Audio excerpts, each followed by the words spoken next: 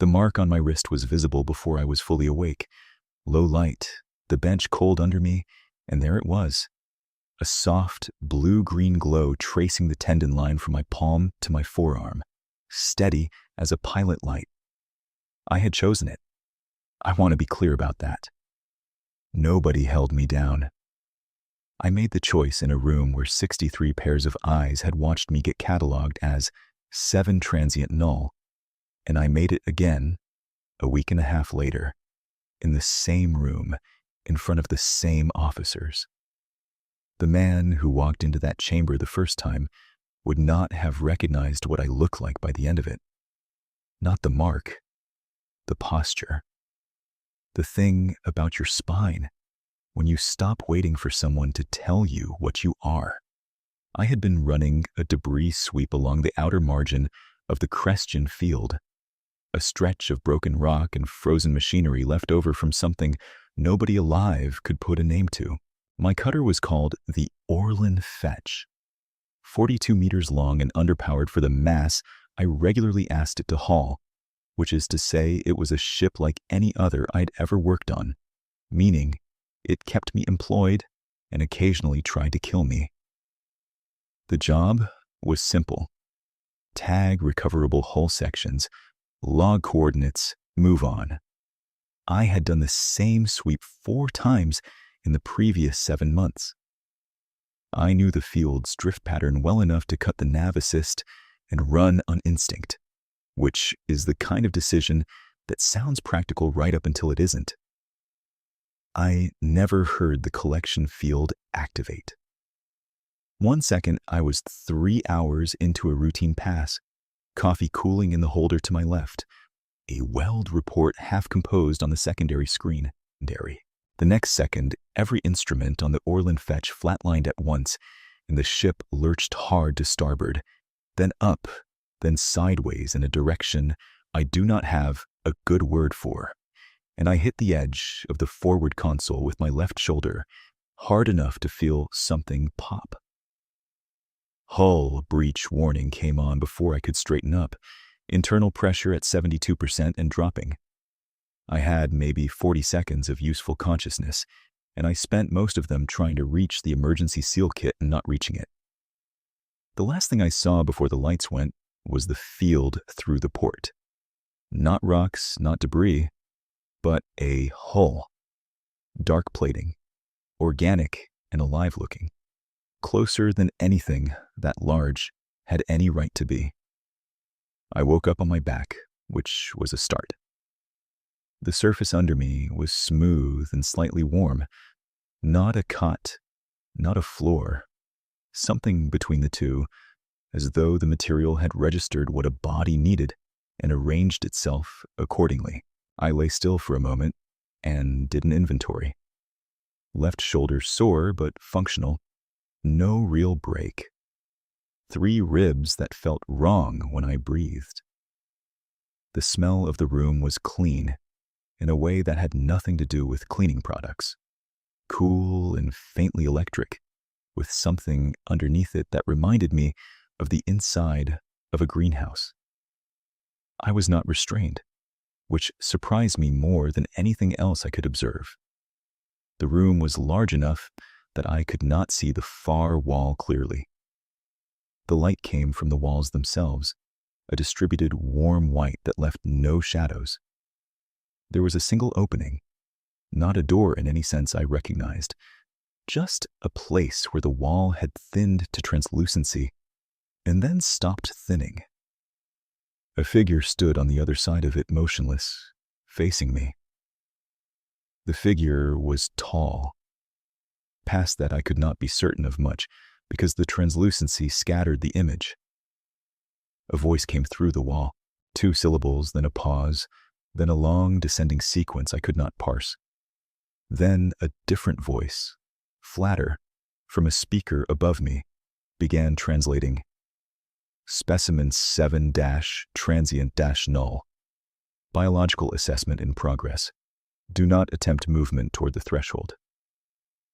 I sat up anyway. Not defiance exactly, just refusal to take the prone position as a default. The translation didn't comment on it. The figure beyond the wall tilted its head a fraction, which I read as surprise before I could stop myself from reading it. The second day was when they brought her in, or she chose to come. I was never entirely sure which. The wall had gone fully opaque overnight, and I had slept again, eating nothing because nothing had been offered, which seemed like either an oversight or a deliberate variable in whatever they were assessing. When the wall went translucent again, it cleared faster than it had the day before, and the person on the other side was not the same as before. She was Karath. I would learn that word later, from Ven.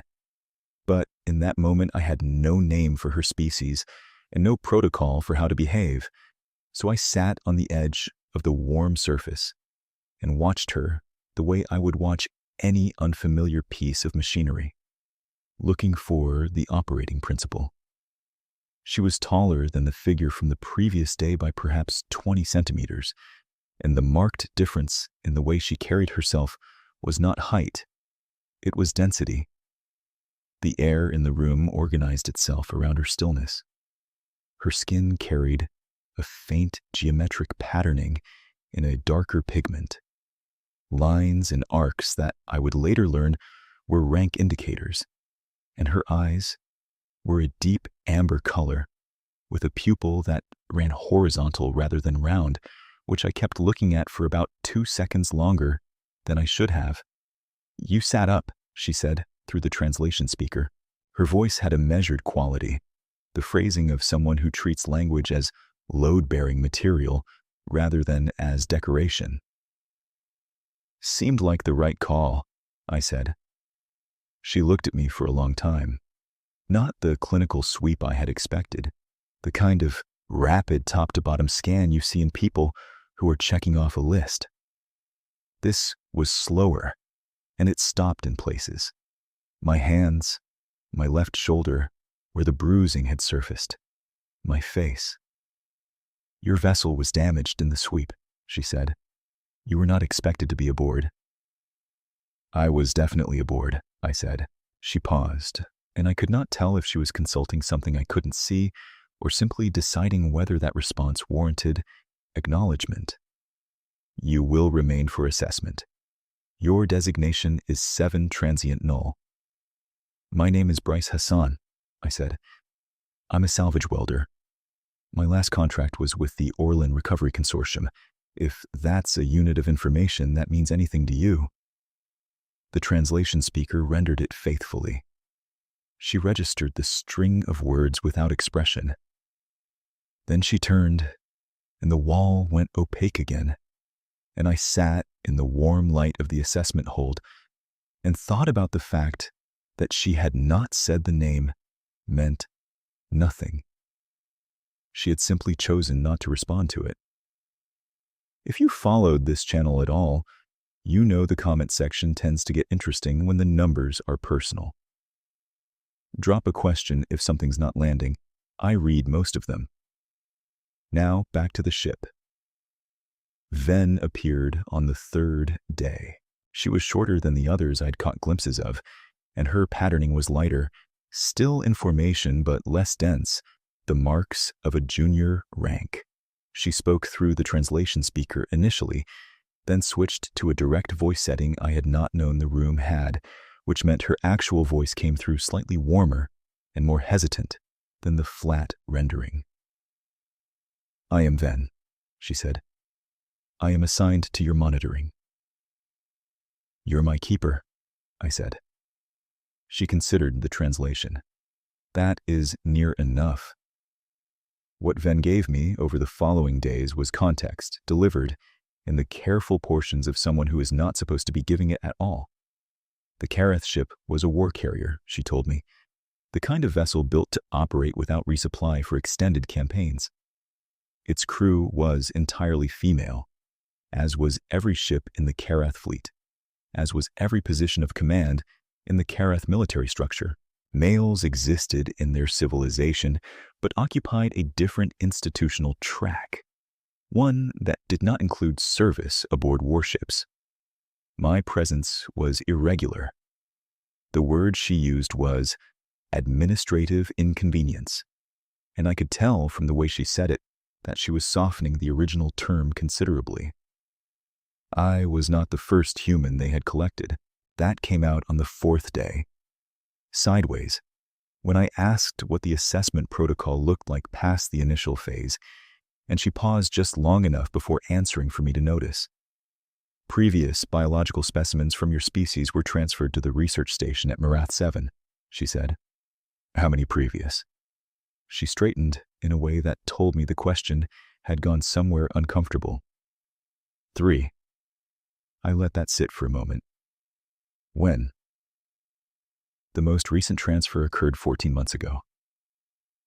I did not ask what had happened to them at Marath 7 because I was fairly confident Ven did not know, and fairly confident I did not want to know yet.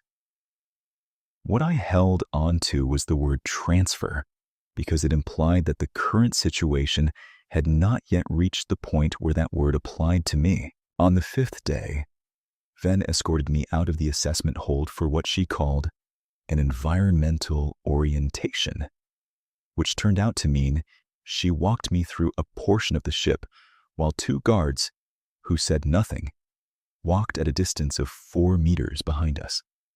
The ship was large enough that I had been seriously underestimating its size from the hold. The corridors were wide and high-ceilinged, the hull material the same faintly warm organic substance as the assessment room's walls.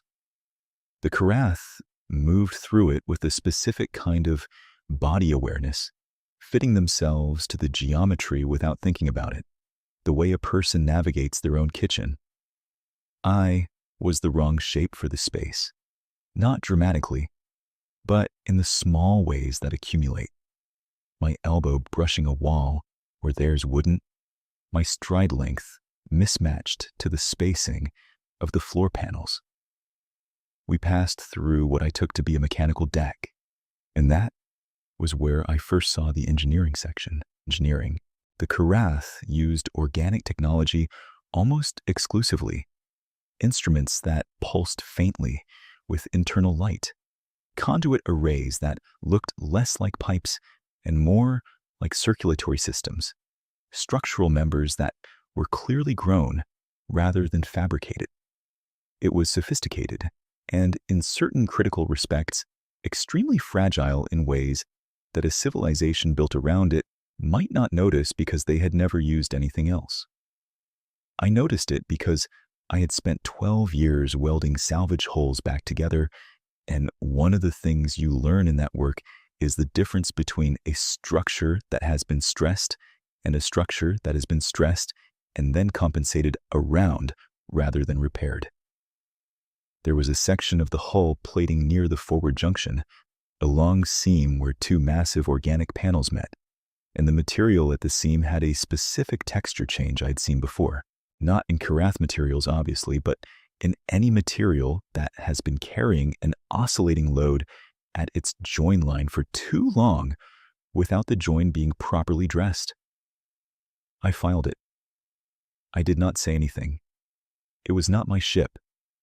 The garden started the way things start when you have nothing to do, and the space you are confined to has one corner that nobody is using. On the 6th day of my orientation walks, Ven took me past the impound bay where the Orland Fetch had been docked, and she confirmed, when I asked directly, that my personal gear from the cutter had been retained and catalogued. I asked if the catalog included the emergency hydroponics kit from the cutter's survival pack. She checked something on a flat instrument at her wrist and said yes. I asked if I could have it. She looked at me the way people look at a request that doesn't fit the protocol categories they've been given. It is classified as your personal property, she said. There is no procedure preventing its return. Then I'd like it back, I said. She brought it to me the next morning, a sealed orange case about the size of a large toolbox, and I found the section of the engineering deck that nobody was using. It was at the aft end of a lower passage, a recessed alcove about 2 meters wide and 1 meter deep, which the Karath had apparently decided had no function, and therefore left alone. There was adequate ambient light from the wall material, which turned out to be close enough to full spectrum that the seedlings took to it within 24 hours. I planted 6 varieties from the kit's seed reserve, mostly fast-cycling greens, and rigged the moisture feed from a secondary water line that Ven showed me how to tap without disrupting the main circulation system. The whole setup occupied roughly 2 meters by 1 meter of floor space. I put a section of conduit paneling across 2 support brackets to make a bench. It looked absurd. A salvage welder's little patch of green on the inside of a warship, surrounded by organic hull material that had been grown for the sole purpose of absorbing weapons fire. It looked exactly like what it was, the one quiet thing available in a place built entirely around force. I was sitting on the bench 2 days later when I became aware of someone at the edge of the passage. I had gotten good enough at reading Karath footfalls to distinguish the guards from Ven, and neither sound applied. I turned. Saval stood at the entrance to the alcove. She was not in assessment posture, the formal stillness she had maintained in the chamber. She was standing with her arms loose at her sides, looking at the seedlings, and for about 4 seconds she appeared to have forgotten I was there. Then she looked at me. "This is not a designated space," she said. "I know," I said. "There's no designation on it either." A pause. She looked at the seedlings again. Then she left without another word. She came back the next evening. I was there. She stood at the entrance for perhaps 3 minutes, then left again. She did not ask any questions, and she did not give any orders, and she did not acknowledge the bench, which I had angled so that 2 people could sit on it. Ven appeared at my quarters that night and said, in a tone that was carefully not significant, "The ship prime has been noted in the lower engineering passage on 2 consecutive evenings." "I noticed," I said. Ven made a small adjustment to her collar that I was beginning to read as her way of handling information she found difficult. "It is unusual," she said. "For her?" I asked. "For anyone of her rank," she said. "There is no function in that section that would bring her there." She left that sentence sitting in the air and did not add to it. Saval came back on the 3rd evening, and the 4th. By the 5th consecutive visit, she had taken the other end of the bench. She sat with her hands on her thighs, her attention on the plants, and for approximately 20 minutes, neither of us said anything. Then she said, "They are not native to this ship's biome." "No," I said. "They're from a seed kit designed for emergency food production. They don't care much where they grow as long as the light is close enough." She considered that. "They are unnecessary for your survival, given current provisioning." "Survival isn't the only thing a person needs to manage," I said. She turned her head and looked at me, and something in her face shifted by a fraction of a degree in a direction I could not name with confidence. "You built this," she said. It was not a question. It had the weight of a notation. "I build things," I said. "It's what I do. Give me spare components and a space nothing else is using, and I'll make something out of it. It's not a particularly useful skill on a ship like this." "Why not?" "Because a ship like this isn't designed to need quiet things," I said. She came back the next evening, and the one after that. We spoke in short exchanges, the kind that accumulate meaning over time, rather than delivering it in any single sentence. On the 8th visit, she asked, without turning to look at me, what was the work before the Orland field. I told her, 6 years on a deep salvage crew pulling wreck material from the collapse zones near the Brennan corridor, 2 years before that on a station welding team doing hull restorations, and before that a contract I had not finished, a research vessel posting that ended when the vessel itself did not return from a survey pass, and I had been the one on shore rotation when it didn't. She listened without expression, and when I finished, she was quiet for a moment. "I asked you an unnecessary question," she said, and stood up and left. I sat on the bench for a while after she was gone and turned that sentence over. It was the first time she had acknowledged that anything she did might be outside the boundaries of procedure. The retraction was immediate, but she had said it.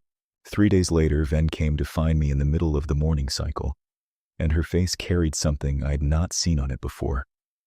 Not urgency, exactly. More like the specific stillness of someone holding very bad news at the edges. "The long-range array confirmed new data this morning," she said. "I have been authorized to convey it to you." She told me about the VETH, 47 vessels in advance formation holding at the outer margin of the sector. 11 days to intercept range at current approach velocity. The VETH were a predatory fleet civilization, Ven explained, one that the Karath had been in strategic retreat from for 3 years. Not a war in the sense of contested territory, more a sustained pressure, the VETH advancing, and the Karath redistributing. And the line of redistribution was beginning to run out of room. This carrier, the dominance of passage, was the primary defensive asset in this sector. If the VETH advance fleet reached weapons range before the carrier could generate a deterrence response, the outcome was calculable, and the calculation was not favorable. The VETH fleet was not abstract. 47 vessels, 11 days. A carrier whose hull I'd been examining for a week. "Ordis is convening a response protocol," Ven said. Ordis was the ranking combat officer, second in the hierarchy below Saval, and she had been present at 3 of my assessment reviews as a name in the transcript, cold and procedural. "The specimen protocol for your transfer to Merath 7 has been suspended pending resolution of the tactical situation." "That's a thoughtful way to say I'm not being transferred while the ship is about to fight," I said. "Yes," said Ven. That is what I said. I spent the rest of that day in the garden alcove, not gardening, just sitting on the bench with the hole behind me and the plants in front of me, thinking about weld fatigue patterns and harmonic loads, and the seam I had noticed at the forward junction. The thing about a harmonic dampener system is that it works by absorbing resonant frequency from incoming impact, spreading the wave energy through the hull material, rather than letting it concentrate at a single point. It's a fundamentally sound idea, and it works well as long as the join lines between hull sections are properly dressed and maintained. If they aren't, the energy you're trying to distribute finds the weakest seam and concentrates there instead, and eventually the material fails at that point rather than distributing, which means the dampener system actively focuses damage at its own structural flaw. The forward junction seam had been carrying that load for long enough that I could see the textural change from 10 meters away. I asked Ven to arrange a meeting with the engineering section lead. She looked at me carefully. "On what basis?" "On the basis that I found a structural problem that 11 days does not give them enough time to overlook," I said. What followed was 2 hours of Karath engineering officers watching a human salvage welder walk the forward junction seam with his hands on the hull material and explain, through Ven's translation, what a weld fatigue pattern looks like and how you test for it with a resonance read. They were skeptical. The lead engineer, a tall officer whose patterning was more complex than Ven's, but less so than Saval's, kept returning to the same question. How could I assess Karath hull technology without Karath engineering training? "I'm not assessing the technology," I said. "I'm reading the material Material that's been stressed at a join line behaves the same way regardless of what it's made of because the physics doesn't adjust for species preference. They ran their own resonance test after I demonstrated where to apply it, and the reading came back consistent with what I had described. The energy modeling showed that under Veth standard weapons fire at the expected range, the forward junction seam would fail at approximately the 40% mark of the engagement window, which was not a comfortable number. Ven told me afterward that the engineering lead had filed the report under Seval's direct attention within the hour. Seval came to the garden alcove that evening. She sat on the bench, and she did not look at the plants. She looked at me. "The junction seam," she said. "Yes. You identified it from a single orientation walk." "I was looking for things to look at," I said. "I had time." She was quiet for a moment. "The repair requires specific technique. I can show your welding team the dressing pattern. The material will respond to the same physical principle as any join under oscillating load. The tooling will be different, but the approach is the same. Give me 6 hours with whoever handles your hull maintenance, and we can get the seam dressed before the Veth reach weapons range." She looked at me for a long time. "Why?" she said. The question was specific enough that it deserved a specific answer. "Because 47 vessels against a carrier with a hull flaw is a worse problem than 47 vessels against a carrier without one. And because I'm on this ship." She absorbed that. Then, "Ordis will object to the use of a specimen for hull maintenance. Then Ordis gets to explain to 63 officers why the flaw went undressed," I said. The work took 7 hours, not 6, because the Kareth hull material required a more gradual approach to the dressing sequence than I had estimated. The welding team was competent and quick to adapt once the principle was demonstrated, and by the 3rd hour they were leading the work and I was directing, which was the right arrangement. The seam, when we finished, held its resonance red at stable distribution across the full test range. Ordis filed a formal objection anyway. I know this because Ven told me, and because the following morning I was summoned to the assessment chamber for the first time since the initial reading. The room was the same warm light, the same smooth surfaces. Ordis stood to one side with 2 junior officers. Seval stood at the center. Ordis's objection, as Ven translated it for me afterward, was methodical. The specimen classification had been suspended procedurally without council authorization. The use of specimen labor for ship maintenance constituted a precedent violation, and the structural information provided by the specimen should be evaluated for accuracy by qualified Kareth engineers before any conclusion regarding its usefulness was drawn. Every sentence was technically correct. Every sentence was also about 11 days from mattering. Seval listened to all of it.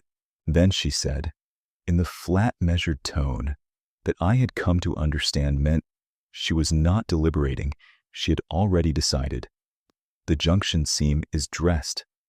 The resonance array is now stable. The correction was made 11 days before the Veth advance fleet reaches weapons range. Whatever classification produced that result will be examined after the threat is resolved. Ordis's expression, what I could read of it from across the room, was the expression of someone whose procedural position has been outflanked rather than answered. She did not respond. She stood with her hands at her sides and her face arranged into something careful. That evening, Seval came to the garden alcove and sat on the bench for almost an hour. She did not speak for the first 40 minutes. Then she said, "There is a practice among my people, a bond marking. It is biological rather than symbolic, a subcutaneous organism native to Kareth physiology that carries a resonance signature unique to the host. It marks the bearer as having formal standing within the host's command structure. It is permanent and it is real." She stopped. I waited. It has not been offered to a non-Karith before, she said. There is no protocol for the offer. I looked at the plants for a moment, then back at her. Ven told me about the organism. She described it as something that becomes part of your body's own signaling, essentially once it's placed. That is correct. And the visible expression is the bioluminescence. At low light, yes, along the neural pathways near the placement site. She paused. It would not be reversible. I looked at her for a moment. I have a question, I said, and I want you to answer it directly. She waited. Are you offering this or ordering it? The silence lasted long enough that I counted my own pulse. The ship's drive cycled through its low register once, a sound that had become the background of everything I did on that vessel. Offering, she said. The word was quiet and absolute. I nodded slowly. Then I want to know what it means to you. Not what the protocol says it means. What it means. She looked at the garden. The seedlings had been growing for 9 days, and the fastest cycling variety had already gone to a second leaf. She looked at them for a long moment, and when she turned back to me, her face had something in it that was not the assessment chamber's expression, and not the formal stillness of her rank. It means you are not 7 transient null, she said. It means this ship is your ship. It means I said so, and the organism confirms what I said. All right, I said. She looked at me. That is your answer? That's my answer, I said. Ven administered the marking the following morning in the assessment chamber under Seval's direct supervision. The process involved a small applicator pressed against the inner wrist, a count of 12 seconds during which I felt warmth, and then a specific deep pressure that was not painful so much as thorough, as though something was finding its way to where it was going and taking its time about it. Then, the left collarbone, the same applicator, the same count. When Ven stepped back, she held the instrument carefully in both hands and looked at my wrist. In the low light setting of the chamber, it was already visible, a thin branching line of blue-green, tracing from the base of my palm toward the forearm, steady and unbothered. Nobody in the room moved for a moment. The warmth settled inward, slower than I had expected, as though the organism was mapping the space it had been given rather than rushing to fill it. I sat with my hand in my lap and felt it moving through its first hours in a body it had never occupied before, finding the pathways, confirming them, settling. There was no pain. There was the particular sensation of something becoming permanent, which is a feeling that has no precise name, but that a person recognizes. The room was quiet around me. I sat in it for a while. The full assembly convened 2 days before the Feth Advance Fleet reached weapons range.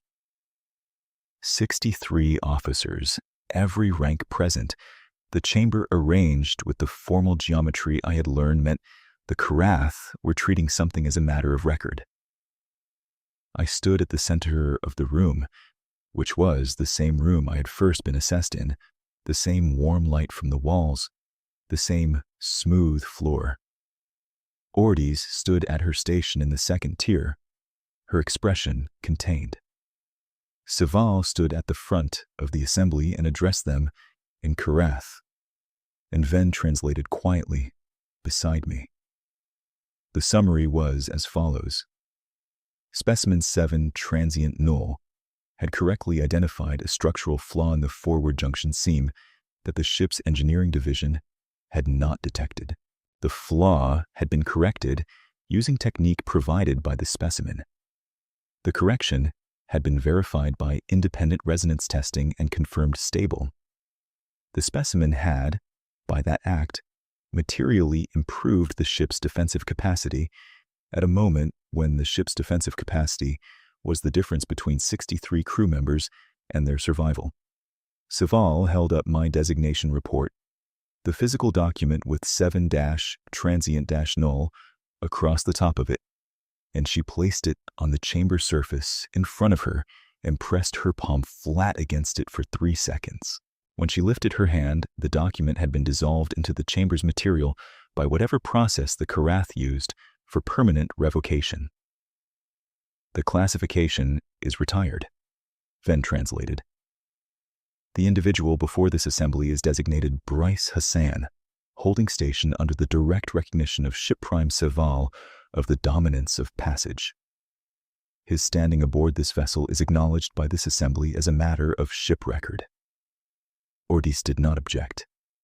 She stood at her station with her hands at her sides and her face arranged with the same careful containment as before.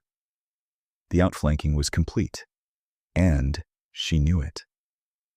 Whatever her procedural position had been, it had needed the specimen designation to hold, and the specimen designation was gone. 63 officers registered the new designation in their own station records. The room did not applaud, did not call out, did not make the sounds of ceremony. The Karath way of confirming something I had learned from Ven was simply to record it and proceed, which is honestly a more honest way to handle acknowledgement than most of the human ceremonies I have witnessed. The Veth Advance Fleet arrived at weapons range on day 11, as predicted. The dominance of passage's whole resonance array performed at full distribution efficiency throughout the engagement. The Veth fired 12 discharge sequences at the carrier's forward face.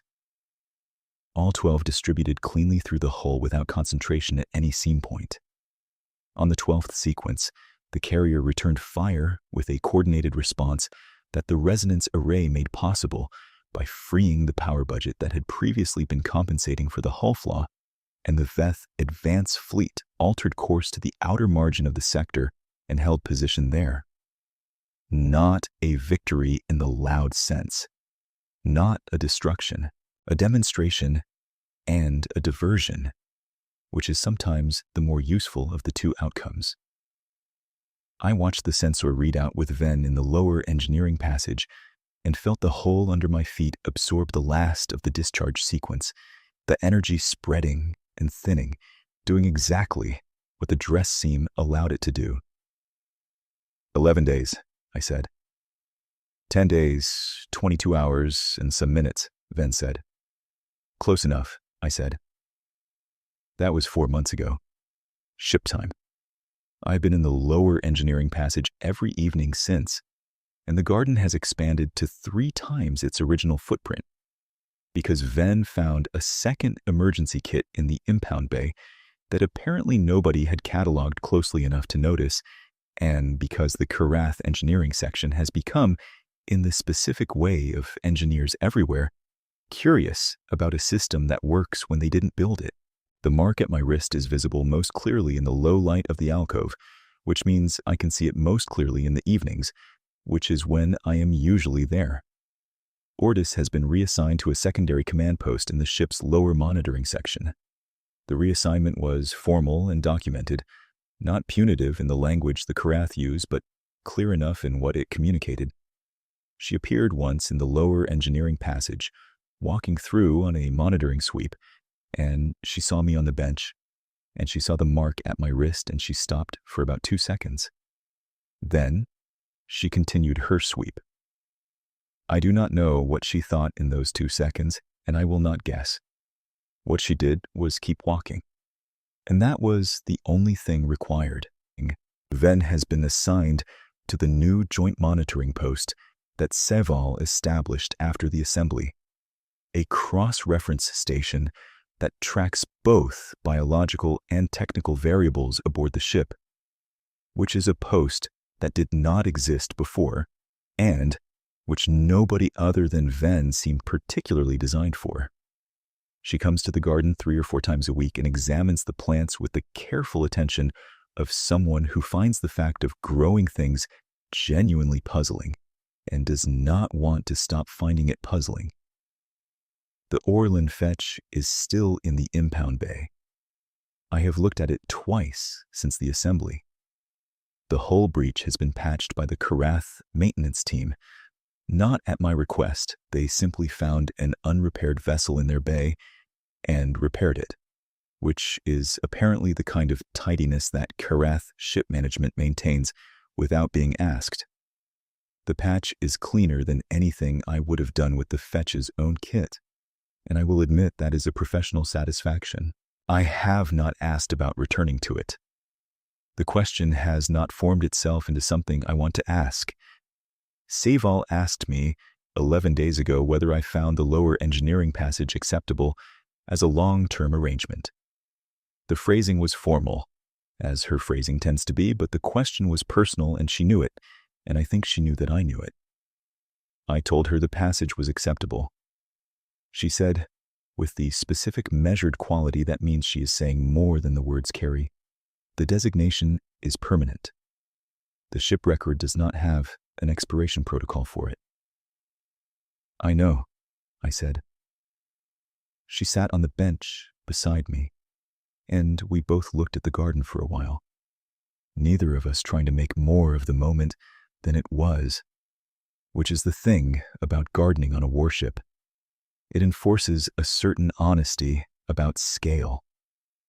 I think about the Orlan Recovery Consortium sometimes. About the morning I filed my last route report before the sweep that collected me. About the coffee going cold in the holder and the half-finished weld assessment on the secondary screen. The gap between that morning and this evening is not a gap I can close from this direction, and I have stopped trying to close it, which is not the same as not remembering it. What I have instead is the mark at my wrist, visible right now in the alcove's low light.